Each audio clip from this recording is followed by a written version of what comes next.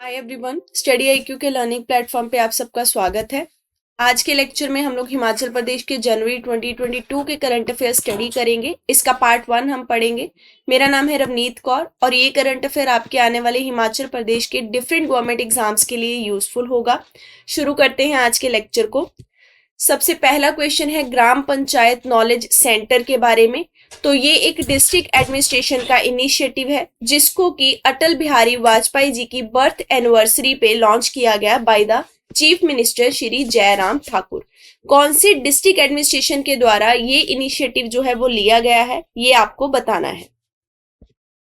इसका correct answer है Kullu district के द्वारा ये इनिशिएटिव जो है वो शुरू किया गया है। इसका मेन फोकस क्या है?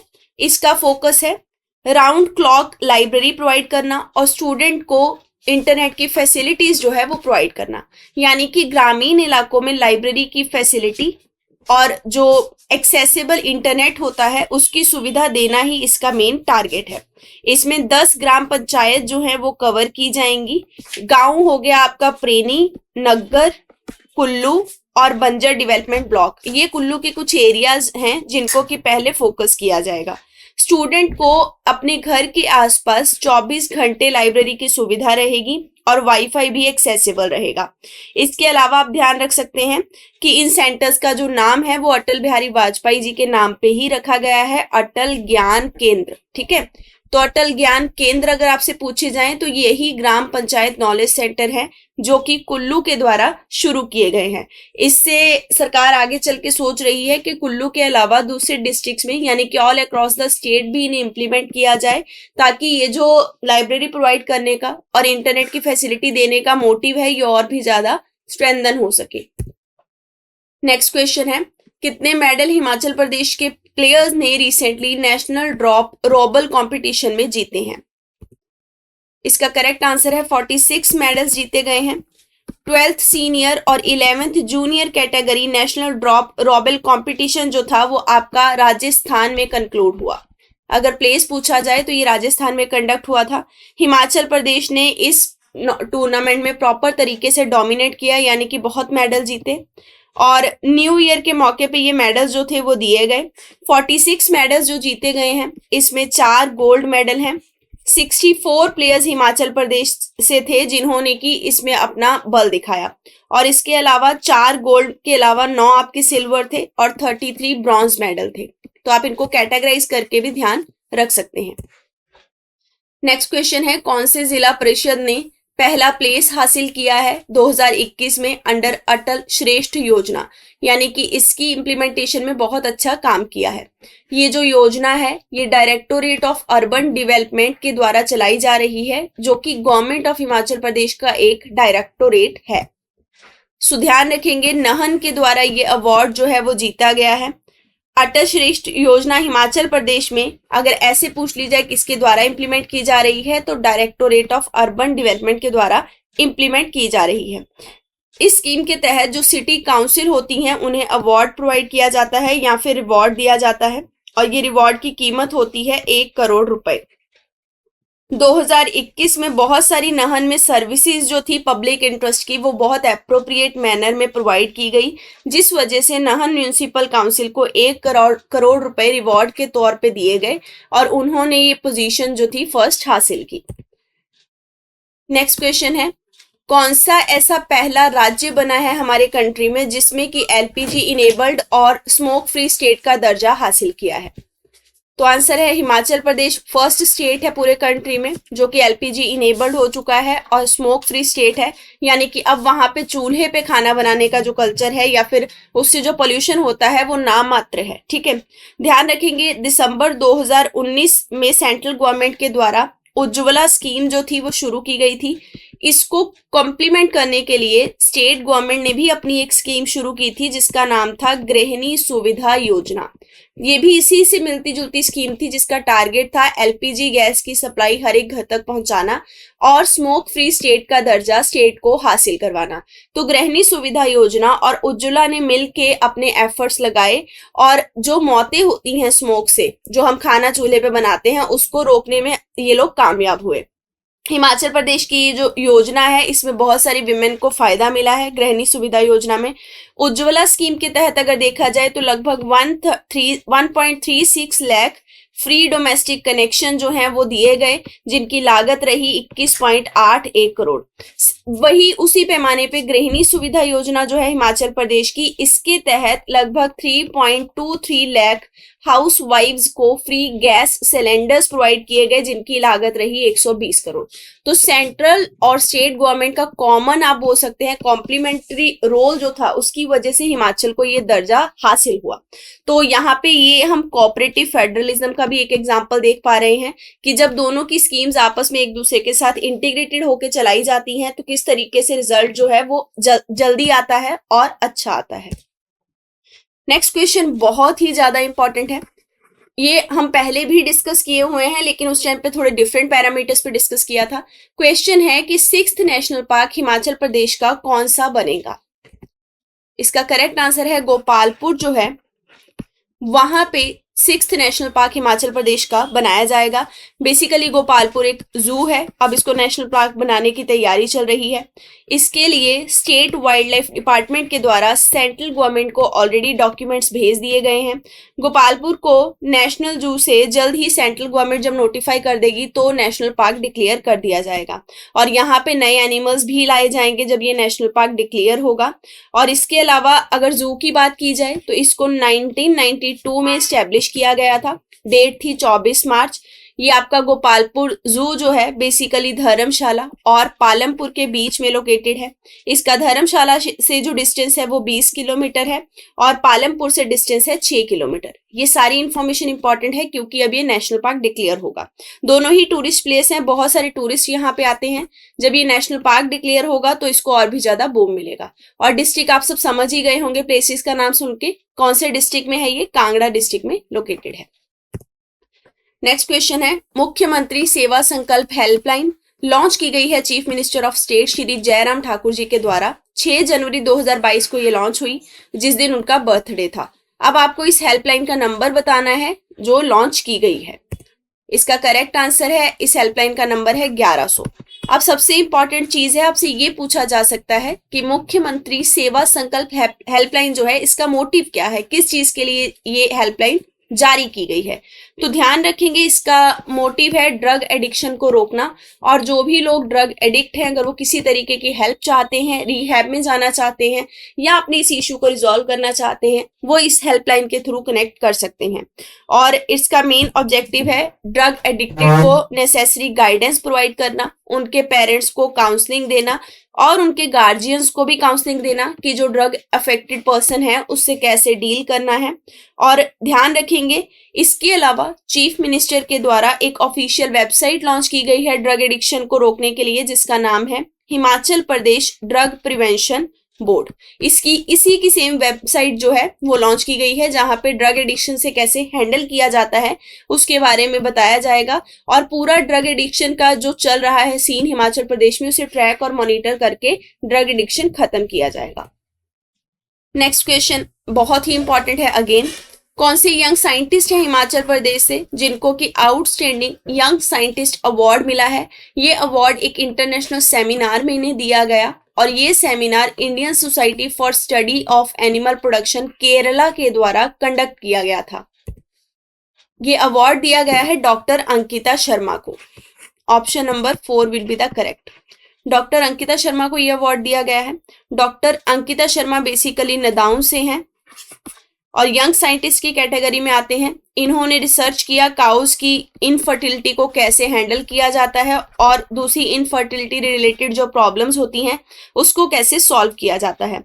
तो रिसर्च पेपर जो इन्होंने सबमिट किए वो बहुत ही अप्रिशिएबल थे और इस वजह से इनको ये अवार्ड जो था वो दिया गया। नेक्स्ट क्वेश्चन है कौन सी फीमेल क्रिकेटर है हिमाचल प्रदेश से जिनको कि विमेन वर्ल्ड कप क्रिकेट में सेलेक्ट किया गया। आंसर है रेणुका सिंह को सिलेक्ट किया गया है। रेणुका सिंह ठाकुर इनका पूरा नाम है, ध्यान रख सकते हैं। शिमला डिस्ट्रिक्ट से हैं बेसिकली। डिस्ट्रिक्ट डेफिनेटली आपसे पूछा जा सकता है। और इंडिया की टीम में वुमेन वर्ल्ड कप में अब ये भी पार्टिसिपेट करेंगी अगेंस्ट द न्यूजीलैंड। तो अगर ऐसे पूछा जाए कि किस कंट्री के अगेंस्ट पार्टिसिपेट किया जाएगा वर्ल्ड कप में तो न्यूजीलैंड के अगेंस्ट किया जाएगा। नेक्स्ट क्वेश्चन है, महर्षि वाल्मीकि संपूर्ण स्वच्छता पुरस्कार के तहत कितनी प्राइज मनी पंचायत को दी गई है, जिसके तहत स्टेट लेवल में जो क्लीनलीनेस है, सफाई है, स्वच्छता है, वो और भी ज्यादा बढ़ेगी। बहुत इंपॉर्टेंट है ये इंफॉर्मेशन, क्योंकि क्वेश्चन ऐसे भी आ सकता है कि महर्षि वाल्मीकि संपूर्ण स्वच्छता पुरस्कार कौन सी स्टेट गवर्नमेंट देती है, तब आंसर हिमाचल प्रदेश आएगा।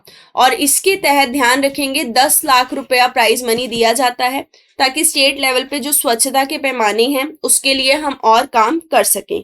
और इस महर्षि वाल्मीकि संपूर्ण स्वच्छता पुरस्कार के तहत ब्लॉक लेवल पे भी कैटेगरी डिसाइड की जाती है प्राइजिंग के लिए, ठीक है। और 1 लाख रुपया जो दिया जाता है वो ब्लॉक लेवल पे होता है, 3 लाख रुपया जो दिया जाता है वो सबसे साफ पंचायत को दिया जाता है डिस्ट्रिक्ट लेवल पे, 5 लाख रुपया दिया जाता है सबसे साफ पंचायत को जो कि मंडल लेवल पे सफाई के लिए काम करती है। तो ये प्राइज मनी की अलग अलग कैटेगरी हैं। 1 लाख प्राइज मनी है ब्लॉक लेवल के लिए, 3 लाख है आपकी पंचायत के लिए जो डिस्ट्रिक्ट लेवल पे अच्छा काम की है स्वच्छता को लेके, और 5 लाख जो मंडल लेवल पे काम की है। तो 10 लाख रुपए टोटल इस स्कीम के तहत, पुरस्कार के तहत दिए जाते हैं। नेक्स्ट क्वेश्चन है, national e governance silver medal 24th national e governance conference पे कौन सी पुलिस एजेंसी को दिया गया?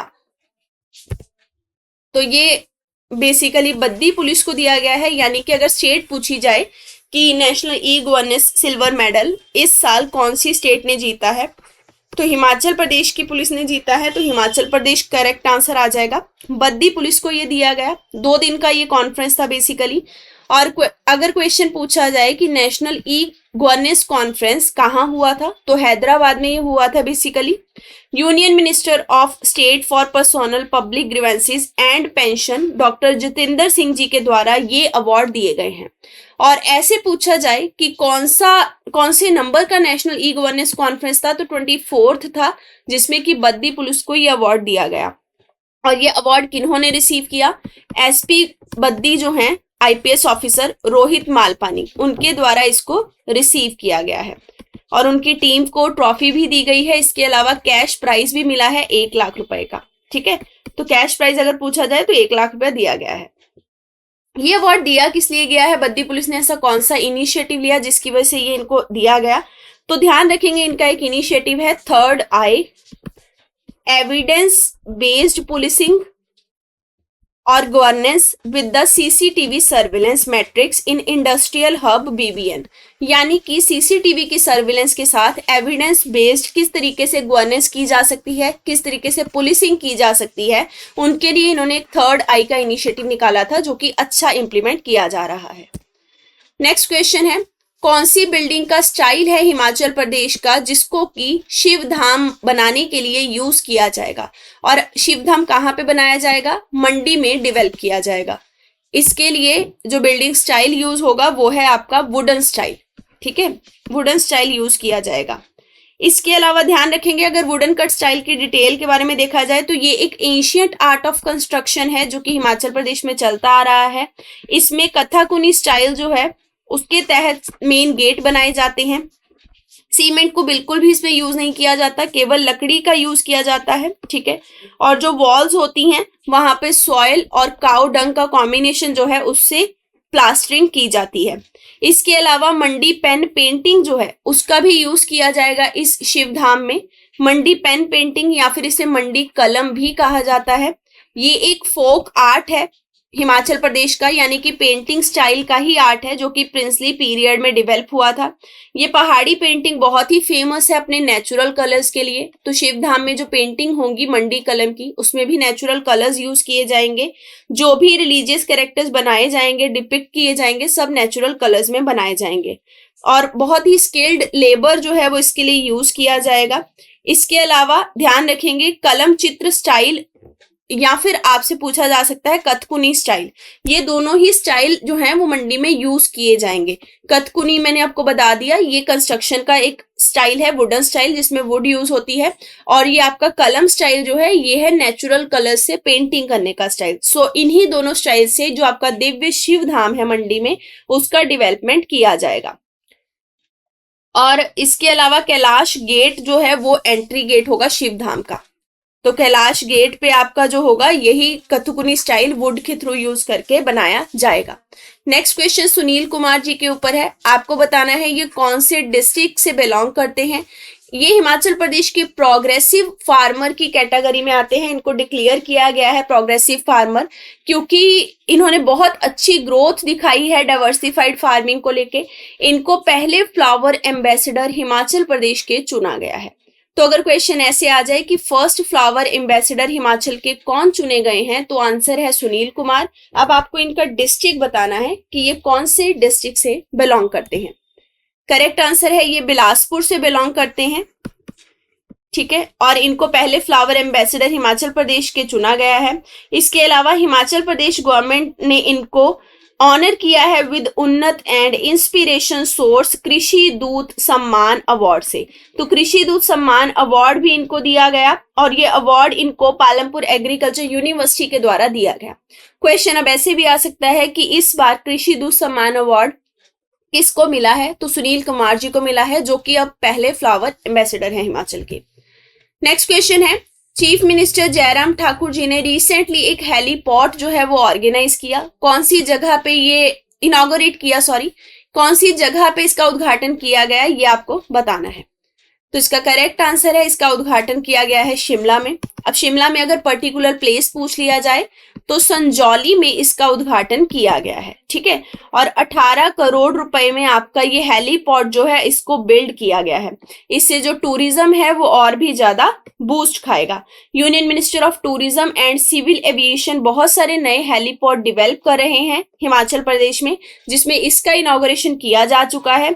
इसके अलावा डलहौजी में भी बनेगा, एक झंझेली में बनेगा, ज्वालाजी में बनेगा, फिर चंबा में बनेगा, रेकोंगप्यो में भी बनेगा। इन सारे प्लेसेस में भी हेलीपोर्ट धीरे धीरे इनॉग्रेट किए जाएंगे। नेक्स्ट क्वेश्चन है कौन सी स्टेट की विमेन टीम के द्वारा गोल्ड मेडल जीता गया at all India invitational kabaddi tournament पे। तो इंपॉर्टेंट है क्वेश्चन क्योंकि ये मेडल हिमाचल प्रदेश के द्वारा जीता गया है। All India invitational kabaddi tournament में गोल्ड मेडल हिमाचल प्रदेश की टीम ने जीता है। इसके लिए इनको कैश प्राइज भी दिया गया, 3.5 लाख का कैश प्राइज दिया गया है। नेक्स्ट क्वेश्चन है नए PCCF of Himachal Pradesh forest department किन्हें अपॉइंट किया गया है। अब पीसीसीएफ क्या होता है पहले तो आपको ये जानना है, ठीक है। पीसीसीएफ का फुल फॉर्म क्या है, principal chief conservator of forest and you can say chief wildlife warden. तो ये पोस्ट खाली थी। अब नए हिमाचल प्रदेश फॉरेस्ट डिपार्टमेंट के पीसीसीएफ जो बने हैं वो हैं अजय श्रीवास्तव, ठीक है। 1988 बैच के ये आईएफएस ऑफिसर हैं जिनको की ये रिस्पॉन्सिबिलिटी सौंपी गई है। नेक्स्ट क्वेश्चन है गोल्डन जुबली एनर्जी पॉलिसी 2021 के हिसाब से कितने मेगावाट की एडिशनल एनर्जी 2030 तक डिफरेंट एनर्जी सोर्सेज से हिमाचल प्रदेश में प्रोड्यूस की जाएगी। करेक्ट आंसर है 10,000 मेगावाट। यहाँ पे नंबरिंग डाल लीजिए, ऑप्शन नंबर 1 राइट होगा। तो 10,000 मेगावाट की एडिशनल एनर्जी 2030 तक बनाने का वादा जो है वो हिमाचल प्रदेश की गवर्नमेंट ने किया है। बेसिकली स्वर्ण जयंती एनर्जी पॉलिसी 2021 जो थी उसको जनवरी में रिलीज किया गया था और उस पॉलिसी के तहत ये कहा गया था कि 10,000 मेगावाट की एडिशनल एनर्जी हम 2030 तक लेके आएंगे। अब इसी पॉलिसी डॉक्यूमेंट पे दोबारा से एम्फेसिस किया गया। सबसे मेन बात यह है कि डिफरेंट एनर्जी सोर्सेज से ये एनर्जी प्रोड्यूस करनी है, जिसमें कि आपका एक हाइड्रो पावर आएगा, सोलर एनर्जी आएगा और कुछ दूसरे ग्रीन सोर्सेज ऑफ एनर्जी आएंगे। सो इन सारे सोर्सेज से हम 10,000 मेगावाट की एडिशनल एनर्जी प्रोड्यूस करेंगे। नेक्स्ट क्वेश्चन है कौन से पर्सन हैं जो कि हिमाचल से बिलोंग करते हैं और इनको as a chairman of CACP appoint किया गया है। CACP है commission for agriculture cost and prices, जो कि cabinet committee on economic affairs को हर साल 23 क्रॉप पे क्या MSP होना चाहिए वो रिकमेंड करता है। ये जो रिस्पॉन्सिबिलिटी है ये दी गई है विजय पाल शर्मा जी को। विजय पाल शर्मा हिमाचल प्रदेश से हैं और इनको ये रिस्पॉन्सिबिलिटी दी गई। अगर डिस्ट्रिक्ट पूछा जाए तो ये पर्टिकुलरली ऊना डिस्ट्रिक्ट से बिलोंग करते हैं और एग्रीकल्चर से इनका काफी अच्छा और गहरा संबंध है, जिसकी वजह से इनको ये रिस्पॉन्सिबिलिटी दी गई है।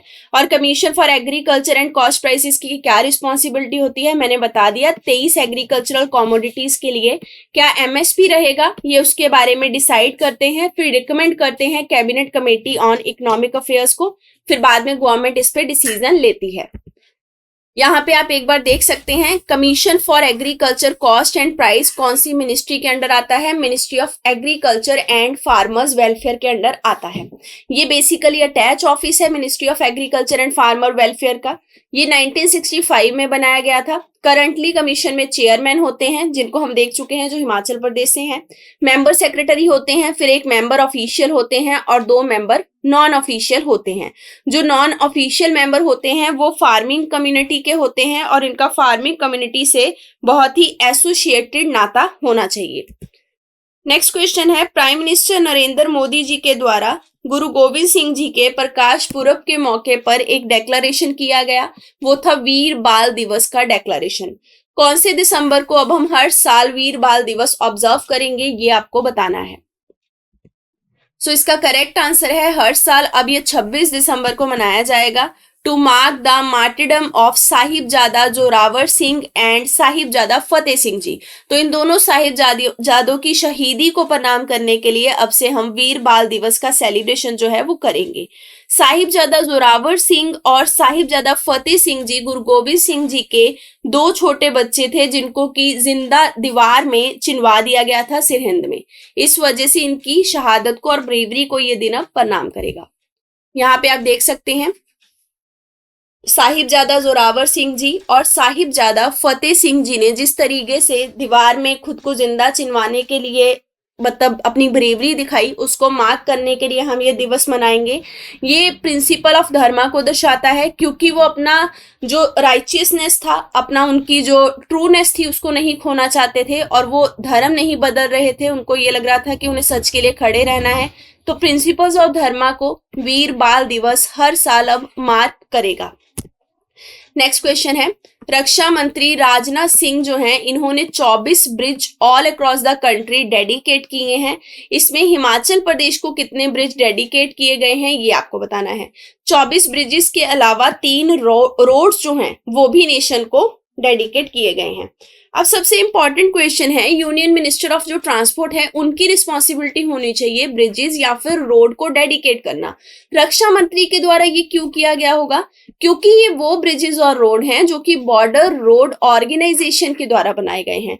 बॉर्डर रोड ऑर्गेनाइजेशन जो है वो बेसिकली डिफेंस मिनिस्ट्री के साथ एसोसिएट होकर काम करती है, तो इसलिए इनॉग्रेशन राजनाथ सिंह जी के द्वारा किया गया। और जिसमें कि आपके कितने ब्रिज हिमाचल में है, तो 5 ब्रिज आपके हिमाचल प्रदेश में डेडिकेट किए गए बॉर्डर रोड ऑर्गेनाइजेशन के द्वारा। अब ब्रिजेस के नाम ध्यान रख सकते हैं, कोठी 1 ब्रिज, कोठी 2 ब्रिज, कमांडर ब्रिज, इसके अलावा एक है Patseo bridge on Manali Sarchu road और एक है आपका Kashang bridge on Powari Pooh road. तो यहाँ आप डायग्राम भी देख सकते हैं, 5 पुलों की सौगातें जो हैं वो हिमाचल प्रदेश को दी गई हैं और वहां पे निर्मित किए गए हैं। मनाली सरचू जो सड़क मार्ग है वहां पे कोठी 1, कोठी 2 और कमांडर पुल बनाया गया। इसके अलावा पात्सियो पुल और पावरी पूह सड़क पर काशांग पुल जो है वो भी बनाया गया। लेह के लिए वैकल्पिक मार्ग पर एक पुल बनाया गया। जम्मू और कश्मीर और लेह में तैनात जो भी सैनिक हैं उनकी एक्सेसिबिलिटी के लिए पुल जो है वो बनाया गया। नेक्स्ट क्वेश्चन है, स्टेट के रिकॉर्डेड फॉरेस्ट एरिया के बारे में। तो हिमाचल प्रदेश का जो रिकॉर्डेड फॉरेस्ट एरिया है वो बेसिकली 37,948 स्क्वायर किलोमीटर है। ये ज्योग्राफिकल एरिया का, टोटल ज्योग्राफिकल एरिया का कितने % है ये आपको बताना है। तो इसका करेक्ट आंसर है, ये ज्योग्राफिकल एरिया का 68.6% है। और ये जो मैं आपको क्वेश्चन करवा रही हूँ ये एक रिसेंट रिपोर्ट का क्वेश्चन है जो थी India state of forest report 2021, जिसके तहत ये ऑब्जर्व किया गया है कि जो फॉरेस्ट रिजर्व है, फॉरेस्ट कवर है, वो पूरे कंट्री में पिछले 2 साल में 2261 स्क्वायर किलोमीटर इंक्रीज हुआ है। ये आपकी India state of forest report जो है ये हर 2 साल बाद फॉरेस्ट सर्वे ऑफ इंडिया के द्वारा प्रिपेयर की जाती है। और अगर हम हिमाचल प्रदेश स्पेसिफिक होकर डिटेल देखें इस रिपोर्ट की, तो ध्यान रखेंगे पिछले 2 साल में रिकॉर्डेड फॉरेस्ट का जो एरिया है हिमाचल प्रदेश में वो लगभग 915 स्क्वायर किलोमीटर बड़ा है। अगर हम 2019 से इसे कंपेयर करते हैं तो रिकॉर्डेड फॉरेस्ट एरिया जो कि 37,948 स्क्वायर किलोमीटर हो चुका है, अब वो 68.6% है टोटल ज्योग्राफिकल एरिया का। नेक्स्ट क्वेश्चन है 2021 की जो फॉरेस्ट रिपोर्ट है उसमें ये शो किया गया कि जो क्लासिफाइड फॉरेस्ट के अंडर एरिया है हिमाचल प्रदेश में वो 5173 स्क्वायर किलोमीटर इंक्रीज हुआ है, लेकिन जो रिजर्व फॉरेस्ट के अंडर एरिया है वो डिक्रीज हुआ है। तो वो कितने स्क्वायर किलोमीटर या कितने किलोमीटर डिक्रीज हुआ है इन द लास्ट 2 ईयर्स, ये आपको बताना है। तो इसका करेक्ट आंसर है ये डिक्रीज हुआ है आपका 15 स्क्वायर किलोमीटर, यहाँ पे स्क्वायर डाल लीजिएगा, ये 15 स्क्वायर किलोमीटर डिक्रीज हुआ है। तो इससे ये इन्फॉर्मेशन मिली कि रिजर्व फॉरेस्ट का डिक्रीज हुआ है लेकिन क्लासिफाइड फॉरेस्ट का इंक्रीज हुआ है। ठीक है, और इसके अलावा आप ये भी ध्यान रख सकते हैं कि जो फॉरेस्ट कार्बन स्टॉक है हिमाचल प्रदेश का डिफरेंट कार्बन पूल्स में वो भी अब पिछले 2 सालों के कंपैरिजन में इंक्रीज हुआ है। और स्टेट में सबसे ज्यादा फॉरेस्ट कौन सी कैटेगरी में पाए जाते हैं अगर इस तरीके से पूछा जाए तो आप एरिया वाइज ध्यान रख सकते हैं कि वेरी डेंस फॉरेस्ट जो है वो 3163 स्क्वायर किलोमीटर एरिया में है very dense forest, 7100 square kilometre area में मॉडरेटली डेंस फॉरेस्ट है, 5180 स्क्वायर किलोमीटर एरिया में ओपन फॉरेस्ट है। सो सबसे ज्यादा मॉडरेटली डेंस फॉरेस्ट जो है वो हिमाचल प्रदेश में पाया जाता है। नेक्स्ट क्वेश्चन है इनमें से ऐसा कौन सा सिटी है हिमाचल का जहां पे पहला हेलीपोर्ट जो है वो खोला जाएगा। करेक्ट आंसर है शिमला। इससे रिलेटेड हम ऑलरेडी क्वेश्चन कर चुके हैं कि कौन सी जगह पे ये जल्द ही आपका ओपन होगा और इनॉग्रेशन अब इसका हो चुका है। आप इसके बारे में थोड़ी एक्स्ट्रा इन्फॉर्मेशन ध्यान रखेंगे कि इसके लिए अमाउंट जो है वो है 18 करोड़ जो खर्च किया गया, 10.3 बीघा का लैंड है जिसपे ये कंस्ट्रक्ट किया गया। यूनियन गवर्नमेंट ने इसके अलावा 12.13 करोड़ रुपए हिमालयन सर्किट ऑफ स्वदेश दर्शन प्रोग्राम के लिए अलॉट किए हैं और 6 करोड़ रुपए उड़ान 2 स्कीम के तहत दिए हैं जिसके तहत और भी हेलीपोर्ट जो हैं वो कंस्ट्रक्ट किए जाएंगे। तो 12.13 करोड़ रुपए जो हैं वो स्वदेश दर्शन प्रोग्राम के अंडर हैं। स्वदेश दर्शन प्रोग्राम के तहत आप अपने पूरे इंडिया में जो सर्किट हैं जो कि घूमने लायक हैं उनको कैसे डेवलप करेंगे, कैसे कनेक्ट करेंगे, उस पर फोकस किया जाता है। और हेलीपोर्ट में सबसे इंपॉर्टेंट है पोराटा कैबिन फैसिलिटी भी होगी और 50 व्हीकल्स जो हैं वो पार्क हो पाएंगे। इसके अलावा कहाँ कहाँ हेलीपोर्ट बनेंगे वो मैं आपको पीछे बता चुकी हूँ, लेकिन उड़ान 2 के तहत बनेंगे ये आप ध्यान रख सकते हैं। मिनिस्ट्री ऑफ सिविल एविएशन की ये स्कीम है, हम बहुत बार इस स्कीम के बारे में पिछली बार जो करंट अफेयर किया है उसमें कर चुके हैं। नेक्स्ट क्वेश्चन है शिमला बेस्ड SJVN लिमिटेड और इंफ्रास्ट्रक्चर डेवलपमेंट कॉर्पोरेशन के द्वारा एक पैक्ट साइन किया गया जिसके तहत रिन्यूएबल एनर्जी सेक्टर में कंसल्टेंसी सर्विसेज प्रोवाइड की जाएंगी। तो कौन सी इंफ्रास्ट्रक्चर डेवलपमेंट कॉर्पोरेशन ने ये पैक्ट साइन किया है ये आपको बताना है। आंसर है कर्नाटका लिमिटेड ने ये पैक्ट SJVN लिमिटेड के साथ साइन किया है कंसल्टेंसी सर्विसेज प्रोवाइड करने के लिए। SJVN का बहुत ही स्ट्रॉन्ग पोर्टफोलियो है, लगभग 41 प्रोजेक्ट्स इसके तहत चलाए जाते हैं जिसमें कि 1670 मेगावाट की सोलर पावर भी ये प्रोड्यूस करता है। अब रिन्यूएबल एनर्जी को और बूम करने के लिए इसने ये कर्नाटका लिमिटेड के साथ पैक्ट हासिल किया है। इसी के साथ हमारा ये लेक्चर खत्म होता है। अगर आपकी कोई क्वेरी हो तो आप इन कॉन्टेक्ट नंबर्स पे कॉन्टेक्ट कर सकते हैं। पढ़ते रहिए। All the best. Thank you very much.